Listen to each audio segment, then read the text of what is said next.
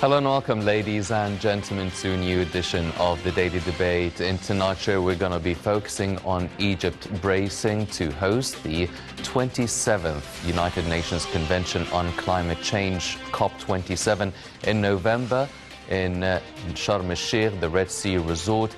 Now, we're going to be talking about the preparations and hopefully the outcomes expected and hoped for by hosting the COP27 convention here in Egypt. Now, it's the first time that this convention is being held in Africa since 2016, so a lot is hanging on such an important conference.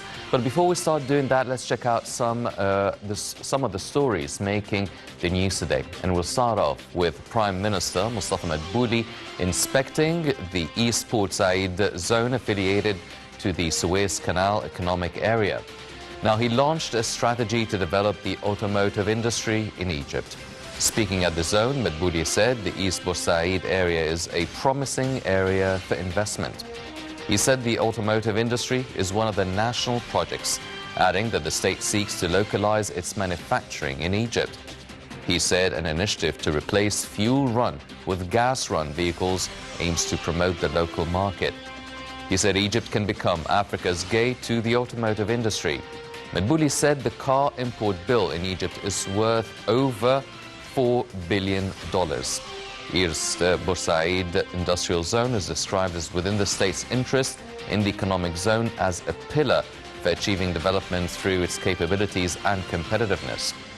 During the inspection, Madbouli said the political leadership fully backs the economic zone. He inspected the western docks of the East Port Said port to follow up on developmental works. The head of the General Authority of the Suez Canal Economic Zone said the port is the 15th best performer worldwide, which emphasizes the strategic status of the canal and stresses its significance as a major waterway for international trade.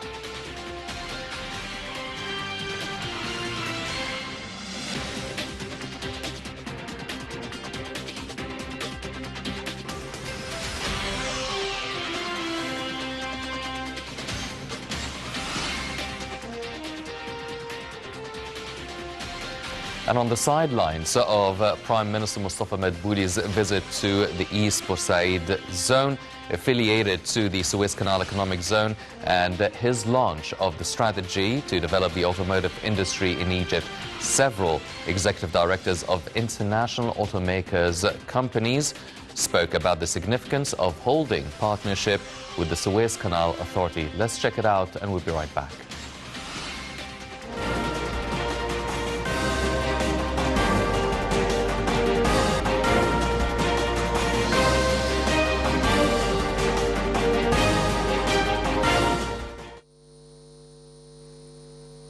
On behalf of Suez Canal Container Terminal, SCCT, we would like to thank the government of Egypt for the opportunity today to present our company to you.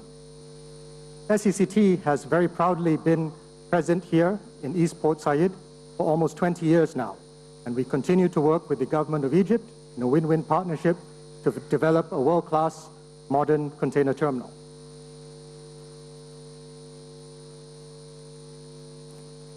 SCCT is a joint venture company between A.P. Moller-Maersk, the Suez Canal Authority, and other Egyptian shareholders.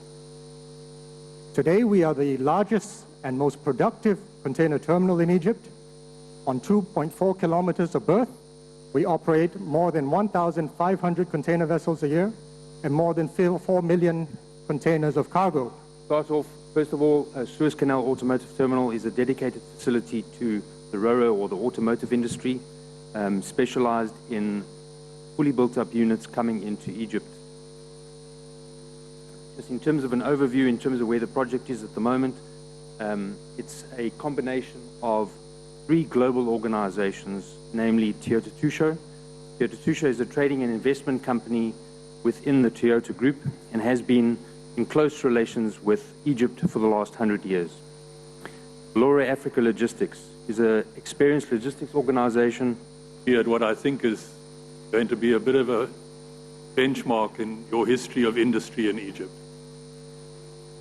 It's a great honor to be here too on behalf of the African Association of Automotive Manufacturers.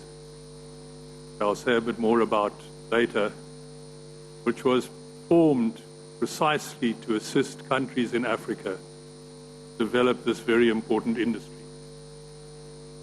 Apologies that President Mr. Mike Whitfield, who will join us on a video, and the CEO, Dave Cherry Coffey, could not make it, unfortunately, last minute. Prime Minister, before I say a bit more, can I please also thank your government? AAAM's point of view, working with you, it's been a pleasure.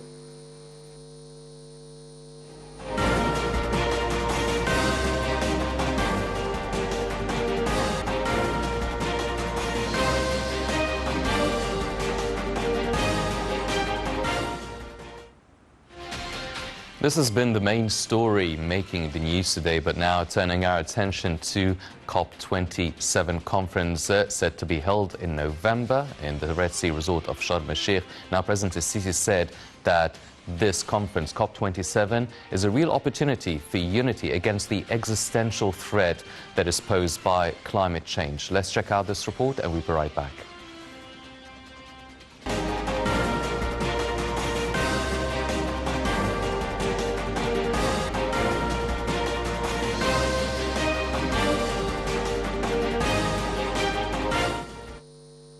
In a welcoming message to COP27 participants, President Abdel Fattah el-Sisi said the UN Climate Change Conference 2022 is an opportunity to showcase unity against the existential threat of climate change that can only be overcome through concerted action and effective implementation.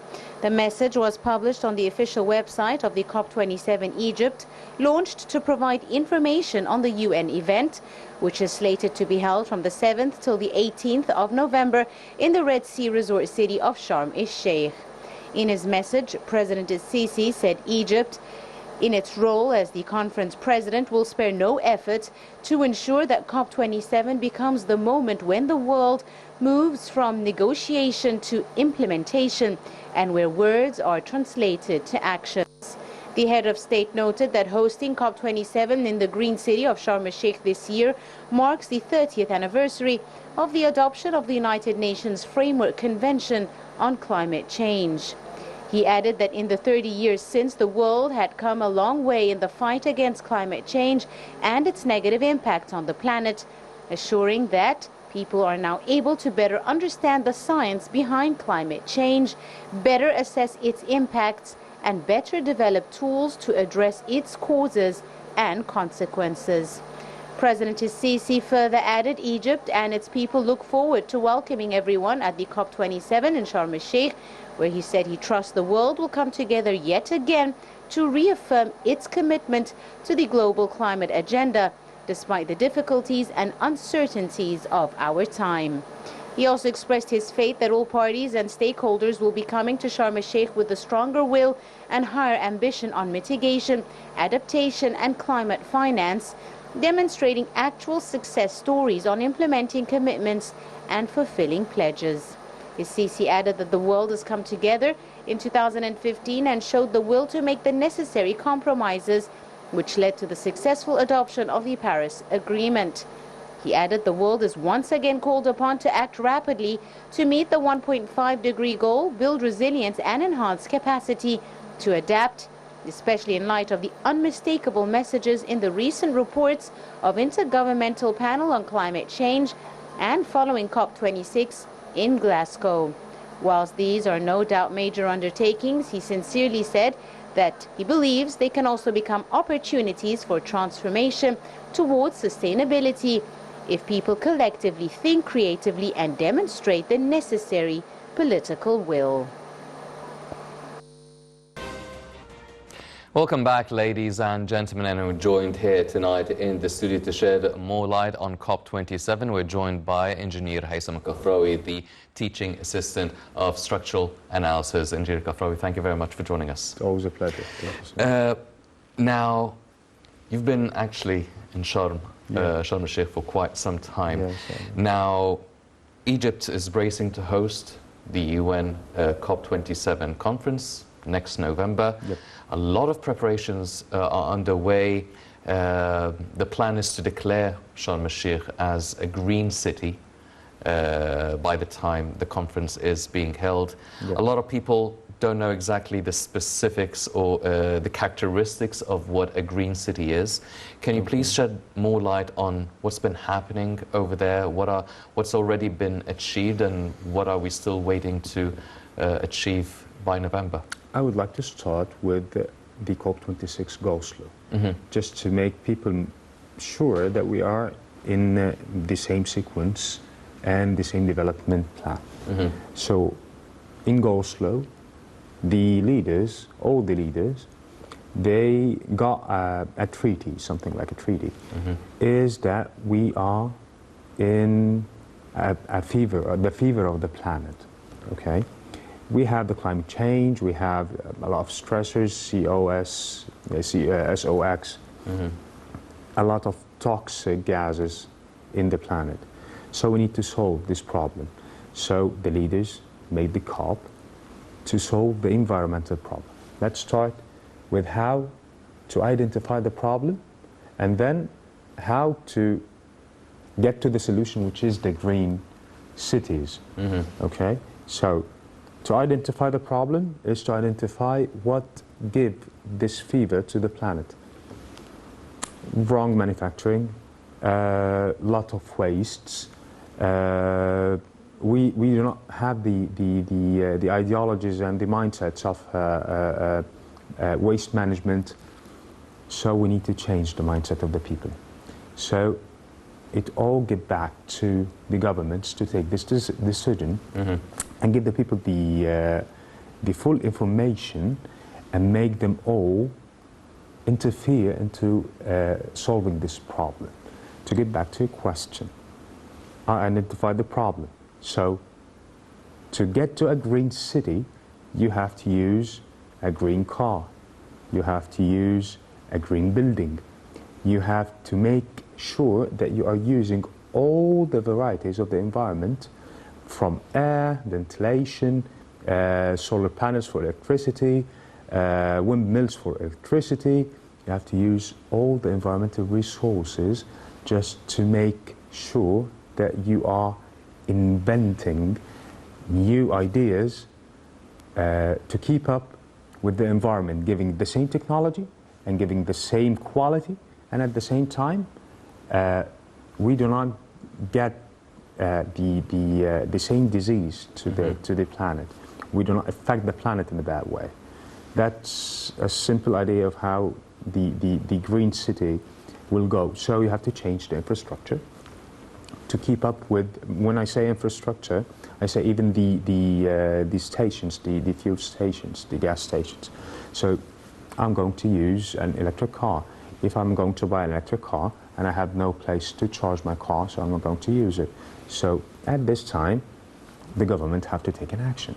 The action is go and change the gas stations. Now the gas stations, even in Cairo, we are implementing the system. Well, there is a huge difference just to implement something and make sure that you are on the same track with the whole world. And you say we are a green city or we are a green country.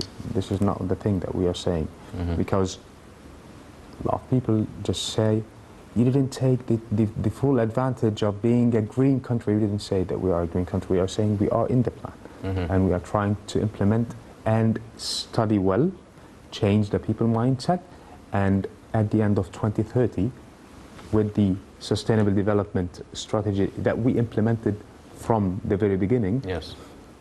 we are going to achieve this target. We are going to achieve this aim of the strategy. So at the end of the COP26, the treaty says that we are going to decrease, we want to decrease, the aim is to decrease 1.5 degrees of the climate around the whole world, because this affected living organisms, this affected the environment, this affected agriculture, this affected the product, the lifetime product of any product that you have. Yes. So we need a solution. The solution is going to be presented in Egypt as a Middle Eastern company, a Middle Eastern country, and at the same time an African country. So this is a political success. This is an environmental success. We passed the phase that we are going to present ourselves as a government, a successful government. No, we are successful. We have the leaders that know the decision they are taking. But now we are in the phase that we have a successful trial. We have a successful story. If you'd like to learn, we are an open book. We work in team. We want others from our companions in the region, African region and the Middle Eastern region, to take our story and try to take what is compatible with them and succeed too. Because this is the value of Egypt. Yes. Well, if we are looking at what's been happening and what's been achieved, the outcome of the COP26 in Scotland, and now looking at COP27 here in Egypt now, there was a plan, there were objectives, there were initiatives that were decided upon in COP26. Now, the hardest part of such a plan is actually implementing it, having concrete steps being applied on the ground, which will be really the main focus of COP27 here in Egypt. Now, what has been achieved so far since the COP26 up until now? Now, we are in the process, we've already been in the process of trying to achieve sustainable development for 2030, but at the same time, it needs time. It's a big process. I mean, if we're talking about trying to convert Sharm el-Sheikh into a green city, and Sharm el-Sheikh is arguably a touristic city, a small one compared to other Egyptian governorates. What about the rest of the international community? Are they taking their own steps? African states, are they taking similar steps in trying to implement the initiatives being drawn out in COP26? The thing is, I would like to split the question into two parts. What did Oslo or COP26 do? They start with mitigation. When I say that we mitigate the problem, is that we started a solution. So they are targeting a zero cities, zero stressor cities. And after this collaboration, they made the Earth Negotiation Bulletin. This is the treaty, and they said it's a 40-page treaty. They stated every single thing that you would like to do to reach the zero stressor city. After this, we shared the information by using the code. So, by sharing the information, getting into the process, you started adaptation. So, to reach this solution, we have three things that they made. The mitigation, mitigation of the problem, and this is scientific. The second thing is collaboration, and the last thing is adaptation. The second part of the question is how to change Sharm el-Sheikh to a green city, is to do the same three things, because we were a part of the COP26. So this is what happened. The mitigation, we identified the problem. What is the problem in Sharm el-Sheikh? We still use the fuel and the gas stations and whatever that we use in the electric plants or water treatment plants or whatever that give you energy. So we have to change it into renewable power energy. So we started windmills, Jabal el-Zayt. By the way, Jabal el-Zayt is not in Sharm el-Sheikh. And it is a huge windmill. It is in Ras Ghar. The same thing is for L'Ain Soukh. We have also a renewable power plant there. So this is not the plan for last year, no. It is a long-time plan, a long-term plan. So now we reached, by the last year, 80% of Sharm el-Sheikh was already a green city. Now we have a declaration, we announced that Sharm el-Sheikh is going to be green by the COP27 as a trial. We would like to see how people is going to be affected and affect the environment by this, by making them share with the new mindset. Yes. We would like to listen to them. The political leadership would like to listen to them. And didn't you ask yourself, why do we do the COP every year? Because we would like to learn every year from our mistakes. We would like to know, because we are all in this problem, we would like to solve it all. So when you get it annually, and you would like to pass through all these problems and start negotiation and start studying, identifying the problem, you would reach what you would like to. You would reach to the target and the shortest path that you have. Yes. Well, President Sisi also mentioned that it's really, I mean, working on this conference and really working on combating climate change, there's a big role for the youth to play, and also a big role for entrepreneurship, small and medium enterprises, small SMEs, businesses, SMEs. So, and you've mentioned that it is mainly a governmental task, that mainly, and a corporate one.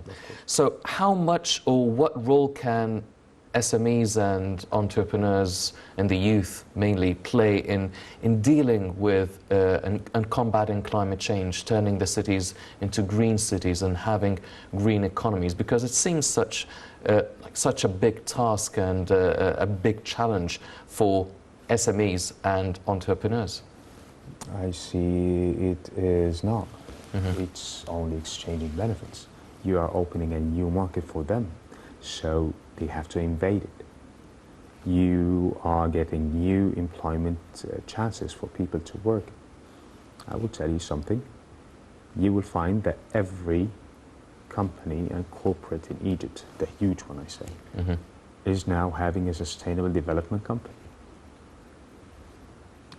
You will find that all the corporates in construction are now having a department in the construction that is responsible for the solid and the liquid waste management. Yes.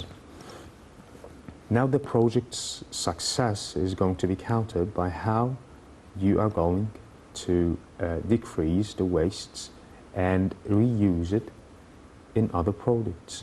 Now all the SMEs are invading new branches of business. So when we see that the government is going to implement the SMEs and the youth in this, we will get back from 2-3 years ago. I said it before in this program and at the same place, that the government, the leadership, they are investing in new leaders. They would like them to try. They would like them to change. They would like them to take the challenge, and they will support you to succeed. And this is the difference between having a leader and having a president or a boss. They are all a team. President Sisi is the head of the team, and he always says that if you would like to see how we succeed, you should know that we are a team. You should know that we are based on scientific basis. We don't take it by chance. Yes. We only take it by scientific basis, and we study well, and we have the team, and we take the decision. This is management. We don't work with management crisis anymore.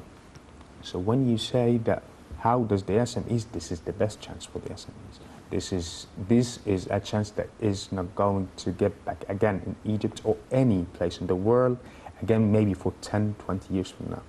Because after this, things will change. Cars will change, power will change, places will change, even building construction will change, the science will change, everything will change. Yes. So this is a new field, a virgin field. Yes. Well, ladies and gentlemen, for such a change to take place, it would also require strong and proper financing. And Egypt said that finance should be one of the, on top of the agenda of COP27 next November. Let's check out this report and we'll be right back.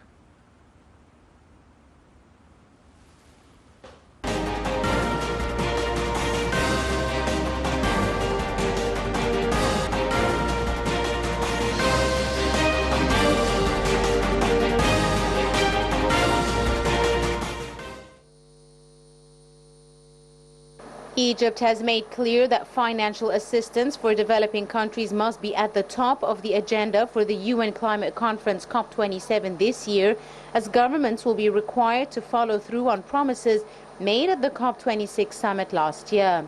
The conference will take place in the shadow of the war of Ukraine and Russia, as well as rising energy and food prices around the world, leaving rich countries grappling with the cost of living crisis and poor countries struggling with debt mountains. Most of the world's biggest economies and biggest emitters of greenhouse gases have yet to fulfill pledges they made at Glasgow last November to strengthen their targets on emissions cuts. Work to turn pledges to climate finance from rich countries into projects on the ground, helping poor countries, has also been slow. The Minister of International Cooperation, Rania Mashad, said that for Egypt, it wants this COP27 to be about is moving from pledges to implementation.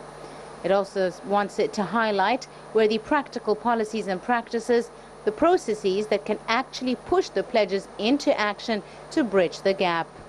She added that Cairo wants this COP to be about the practicalities and what is that Egypt needs to do to operationalize the pledges into implementation.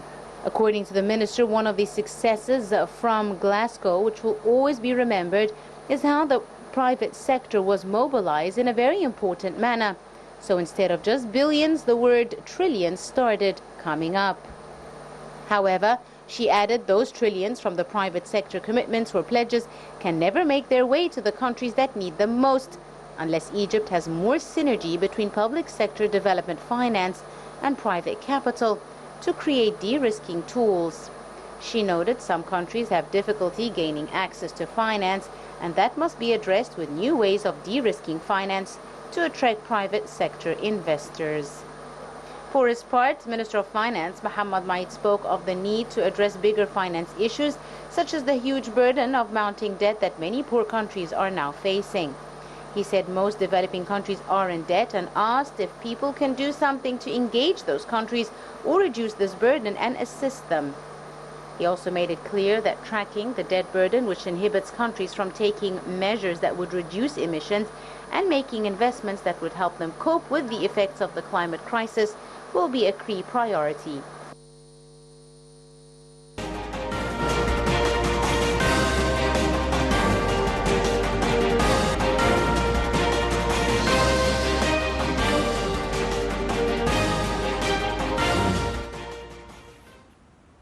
Welcome back, ladies and gentlemen, continuing our discussion with Engineer Kafrawy. Now, we were talking about transferring the whole country, all the cities, into green cities. Yes. Now, it's not just in Egypt, but hopefully the whole world. Now, you've mentioned the changes that are taking place in Sharm el-Sheikh, having the charging points. I mean, if all cars and buses will be electrically generated, 100 charging points around the city. All hotels and buildings will operate on solar energy. Yep. So there are many things that are being done for the touristic Red Sea resort city of Sharm el-Sheikh. As a trial, yes. Yes, as a trial. Now, try and multiply the scale to cover big cities, 27 governorates, the whole of Egypt. it needs serious financing. Now, how feasible and how realistic can we achieve, I mean, turning, because you've mentioned that it's also a matter of changing the culture of the citizen. Now, how do we change that, and how feasible is it to get the financing and to change this, the mentality, the culture, into a green culture? When you change a mentality of a person, you have either of two choices. The first one is because he's lost, he doesn't know how to use his bright mind well, so we give him the paved path. And the other way is to make him obey by giving him the rules.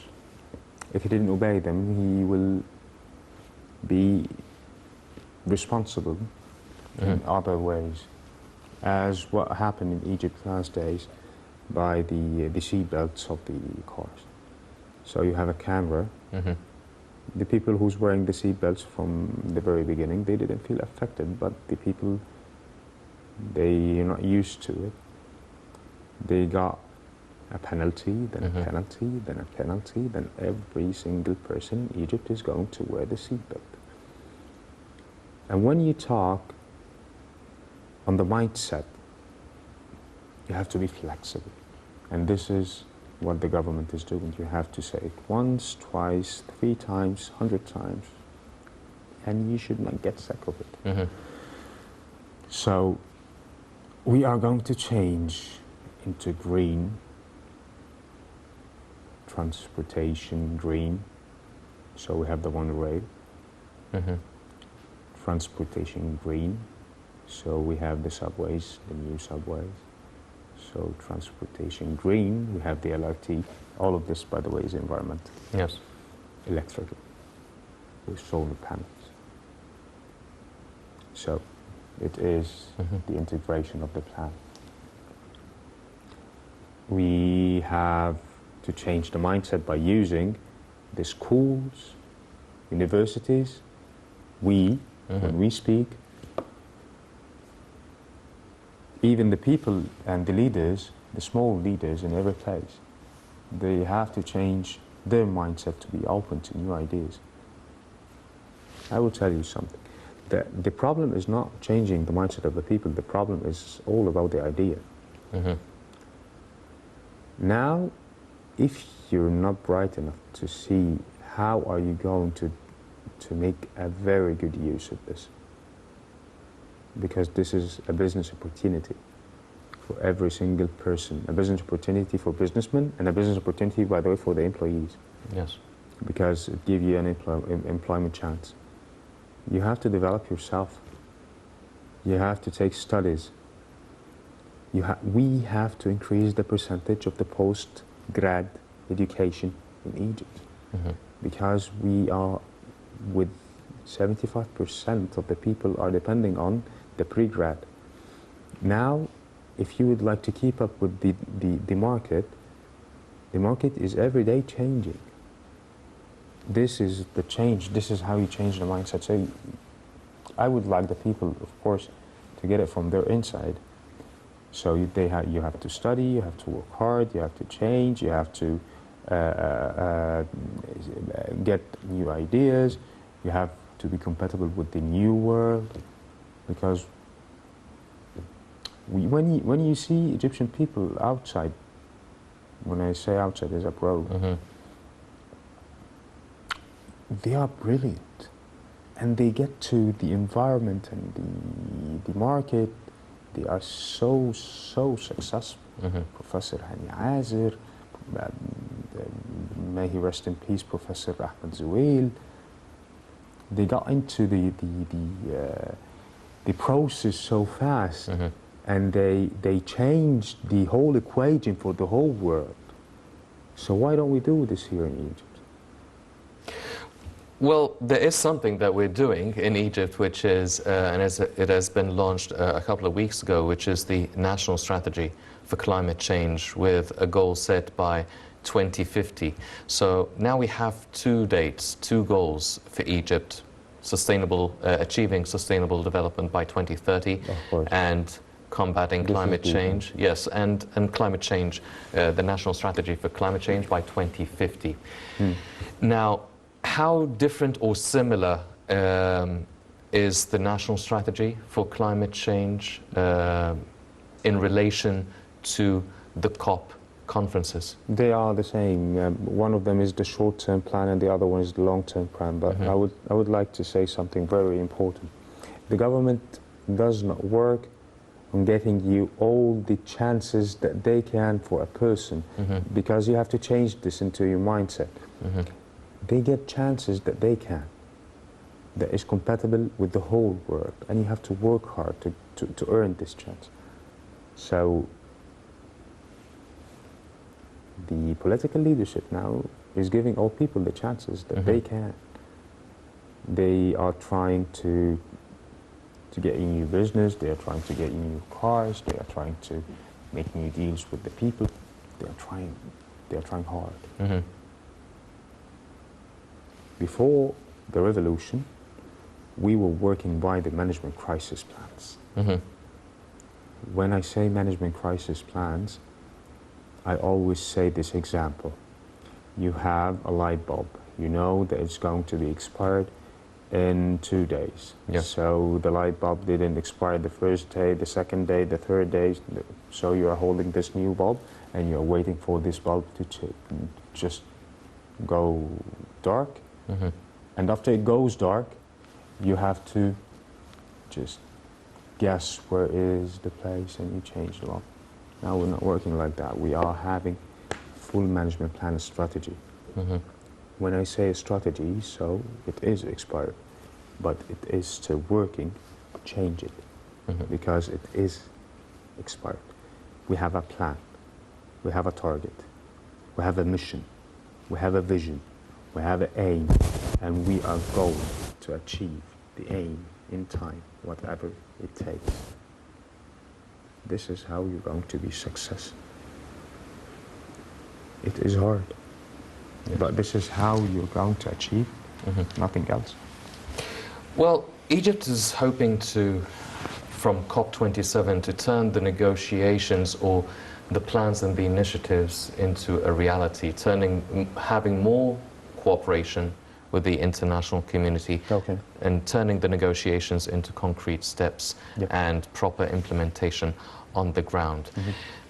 Now, yourself as an engineer, as a business owner, what would you like to see being achieved or an outcome of COP27? What would be beneficial for your business, for your enthusiasm towards sustainable development and green economy and environment? Any businessman would like to take chances.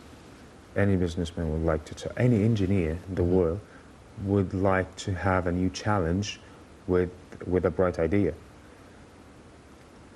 I guess this is the playground now. And as we say, go players. So any human being has this enthusiasm of being successful, being something, would like to prove himself. He will take the chance and make it much more better for other people.